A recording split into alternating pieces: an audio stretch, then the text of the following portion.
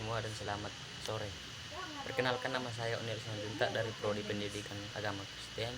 Di sini tujuan saya membuat video ini untuk menjelaskan kembali materi pendidikan dasar yang diampu oleh Ibu Grace Yombi yang berjudul Tujuan Pendidikan dan Sistem Pendidikan dan Nasional. Yang pertama, pendahuluan. Pendidikan merupakan usaha sadar atau disengaja. Dalam hal ini berarti ada tujuan yang ingin dicapai. Yang kedua, pendidikan merupakan aktivitas yang berorientasi pada tujuan, yang artinya aktivitas yang bersifat teologis. B. Fungsi, tujuan, dan pendidikan. Tujuan pendidikan sebagai pedoman: yang pertama, penyusunan kurikulum, pelaksanaan pendidikan, kegiatan evaluasi. Di sini dari ketiga pedoman tujuan pendidikan, adapun tujuannya untuk mencapai tujuan pendidikan tersebut supaya bisa tercapai. Selanjutnya, hubungan tujuan pendidikan, kurikulum, PBP, dan evaluasi pendidikan. Tujuan pendidikan itu terhubung dengan kurikulum, proses belajar, dan pembelajaran. Proses belajar dan pembelajaran itu adalah suatu dari tujuan pendidikan. Evaluasi pendidikan juga adalah cara untuk mencapai tujuan pendidikan. C. Klasifikasi tujuan pendidikan. Yang pertama, tujuan pendidikan terbagi dari dua. Yang pertama, berdasarkan nomen kemanusiaan, yang terdiri dari tiga. Yang pertama, kognitif, afektif, psikomotorik. Yang kedua, berdasarkan urutan atau hierarkis. Yang pertama, tujuan umum, pendidikan nasional. Yang kedua, tujuan institusional. Yang ketiga, tujuan kurikuler. Yang keempat, tujuan pembelajaran. 1. Tujuan pendidikan berdasarkan nomen kemampuan atau perilaku kemanusiaan menurut Bloom. Dalam konteks pendidikan, Bloom dan kawan-kawan telah merinci perilaku manusia dengan sistematika disusun secara meningkat dalam rangka mengembangkan perangkat tujuan pendidikan yang berorientasi pada perilaku atau behavior objektif yang dapat diamati, observable, dan dapat diukur, measurable, secara ilmiah saintifik mengenai ketiga domain seperti tersebut. Secara garis besar, taksonomi perilaku menurut Bloom sebagai berikut. Yang pertama, the cognitive domain atau kawasan kognitif meliputi yang pertama, kognitif atau pengetahuan, comprehension, pemahaman, aplikasi, penerapan, analisis, sintesis, memadukan, evaluasi. Selanjutnya, taksonomi Bloom atau lanjutan, di efektif domain atau kawasan efektif meliputi yang pertama, receiving, penerimaan, kedua, responding, kesambutan, valuing, penghargaan, organisasi, pengorganisasian, karakterisasi. Selanjutnya, di psikomotor domain atau kawasan konatif meliputi yang pertama, gross body movement atau gerakan jasmani biasa. Yang kedua, finally coordinated movement yang artinya gerakan indah. Ketiga, nonverbal communication set yang artinya komunikasi nonverbal. Yang keempat, speech behavior yang artinya perilaku verbal. Yang kedua, tujuan pendidikan secara hierarkis. Tujuan umum, pendidikan nasional, tujuan institusional, tujuan kurikuler, tujuan pembelajaran. Yang pertama yang kita bahas adalah untuk tujuan pendidikan nasional. Tujuan pendidikan yang diusahakan untuk dicapai oleh semua kegiatan pendidikan di Indonesia. Tujuan ini rumusannya terdapat pada Undang-Undang Sisdiknas atau GBHN. Kedua, tujuan institusional adalah tujuan pendidikan yang berusaha dicapai oleh setiap institusi pendidikan seperti TK, SD, SMP. Yang ketiga, tujuan kurikuler. Tujuan pendidikan yang berusaha dicapai melalui mata pelajaran atau mata kuliah tertentu. Keempat, tujuan pembelajaran. Tujuan pendidikan yang berusaha dicapai melalui proses belajar dan pembelajaran. Selanjutnya, pengertian sistem pendidikan nasional Indonesia. Sistem pendidikan nasional adalah keseluruhan komponen pendidikan yang saling terkait secara terpadu untuk mencapai tujuan pendidikan nasional. Selanjutnya, dasar dan fungsi pendidikan nasional. Yang pertama, pendidikan nasional berdasarkan Pancasila dan Undang-Undang Dasar Negara Republik Indonesia tahun 1945. Kedua, pendidikan nasional berfungsi mengembangkan kemampuan dan membentuk watak serta peradaban bangsa yang bermartabat dalam rangka mencerdaskan kehidupan bangsa. Tujuan pendidikan nasional adalah untuk mengembangkan potensi peserta didik agar menjadi manusia yang beriman dan bertakwa kepada Tuhan Yang Maha Esa, berakhlak mulia, sehat, berilmu, cakap, kreatif, mandiri, dan menjadi warga negara yang demokratis serta bertanggung jawab. Prinsip penyelenggaraan pendidikan nasional. Yang pertama, pendidikan diselenggarakan secara demokratis dan berkeadilan serta tidak diskriminatif dengan menjunjung tinggi hak asasi manusia, nilai keagamaan, nilai kultural, dan kemajemukan bangsa. Yang kedua, pendidikan diselenggarakan sebagai satu kesatuan yang sistematik dengan sistem terbuka dan multimakna.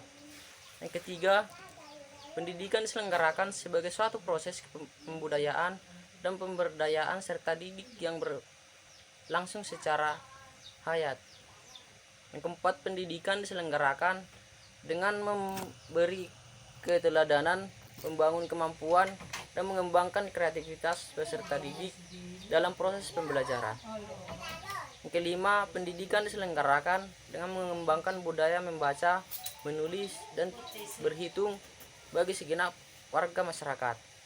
Yang keenam, pendidikan diselenggarakan dengan memberdayakan semua komponen masyarakat melalui peran serta dalam penyelenggaraan dan pengendalian mutu layanan pendidikan. Jalur pendidikan nasional.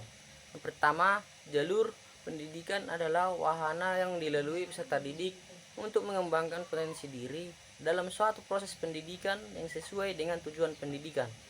Yang kedua, tujuan pendidikan nasional terdiri dari pendidikan formal, non formal, dan informal yang sangat saling melengkapi dan memperkaya. Pasal 13 ayat 1 Undang-Undang Sisdiknas. Jenis-jenis pendidikan nasional. Jenis pendidikan adalah kelompok yang didasarkan pada kekhususan tujuan pendidikan suatu satuan pendidikan. Yang kedua, jenis pendidikan mencakup pendidikan umum, kejuruan akademik, profesi, vokasi, dan keagamaan dan khusus. Pasal 15 Undang-Undang Sisdiknas. Jalur, jenjang, dan jenis pendidikan. Untuk jalur pendidikan, yang pertama pendidikan formal, yang kedua non formal, yang ketiga informal. Jenjang pendidikan formal, yang pertama pendidikan dasar, yang kedua pendidikan menengah, yang ketiga pendidikan tinggi. Jenis pendidikan, yang pertama umum, kejuruan akademik, profesi, vokasi, keagamaan, dan khusus. Jenjang pendidikan nasional. Yang pertama, jenjang pendidikan adalah tahapan pendidikan yang ditetapkan berdasarkan tingkatan perkembangan peserta didik, tujuan yang akan dicapai, dan kemampuan yang akan dikembangkan. Yang kedua, jenjang pendidikan formal terdiri atas pendidikan dasar, pendidikan menengah, dan pendidikan tinggi. Pasal 14 Undang-Undang Sisdiknas. Pendidikan anak usia dini. Yang pertama, pendidikan anak usia dini atau PAUD diselenggarakan sebagai jenjang pendidikan dasar. PAUD diselenggarakan bagi anak sejak lahir sampai usia 6 tahun dan bukan prasyarat masuk pendidikan dasar. Yang kedua, pendidikan anak usia dini dapat diselenggarakan melalui jalur pendidikan formal, non formal, dan atau informal. Pendidikan anak usia dini pada jalur pendidikan formal berbentuk taman kanak-kanak atau TK, harta atau RA, atau bentuk lain yang sederajat. Pendidikan dasar.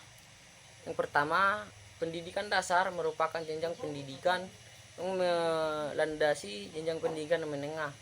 Yang kedua, pendidikan dasar membentuk sekolah dasar atau SD dan madrasah ibtidaiyah atau MI atau bentuk lain yang sederajat, serta sekolah menengah pertama atau SMP dan madrasah tsanawiyah atau MTS atau bentuk lain yang sederajat.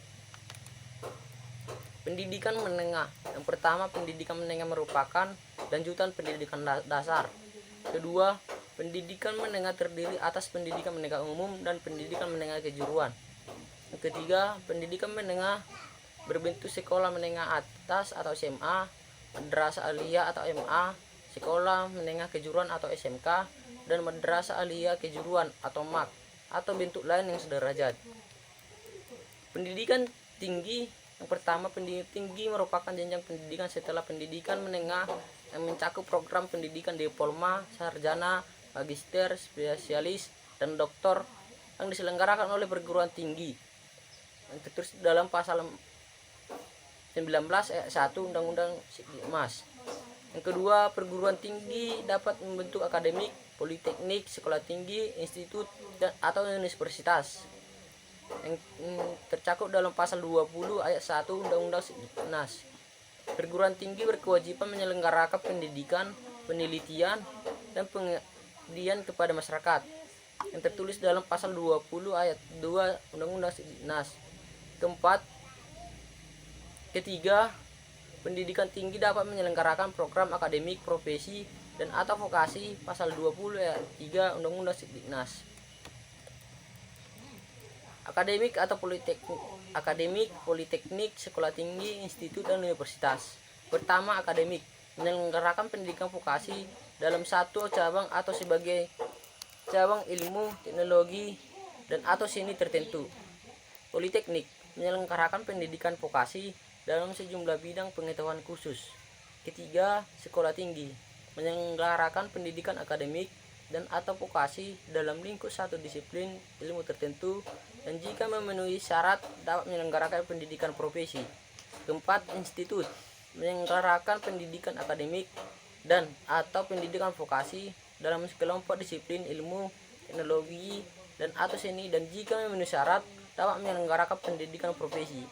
Yang kelima, universitas menyelenggarakan pendidikan akademik dan atau pendidikan vokasi dalam sejumlah ilmu, teknologi, dan atau seni, dan jika memenuhi syarat dapat menyelenggarakan pendidikan profesi.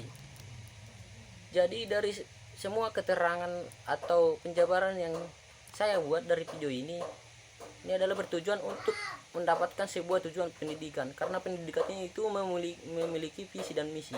Jadi untuk mendapatkan tujuan yang akurat, tujuan yang pasti, yang pertama untuk mendapatkan itu adalah terdapat pada jiwa anak tersebut. Yang pertama itu dari kemampuan atau dukungan dari keluarga, didikan dari usia dini hingga dia dewasa. Jadi untuk dukungan keluarga atau didikan dari keluarga itu adalah yang pertama untuk mencapai tujuan pembelajaran. Yang kedua itu adalah dari guru atau dari dosen-dosen yang mengajar siswa tersebut. Sekianlah hasil penjabaran saya, kurang dan jangkalnya saya minta maaf. Shalom.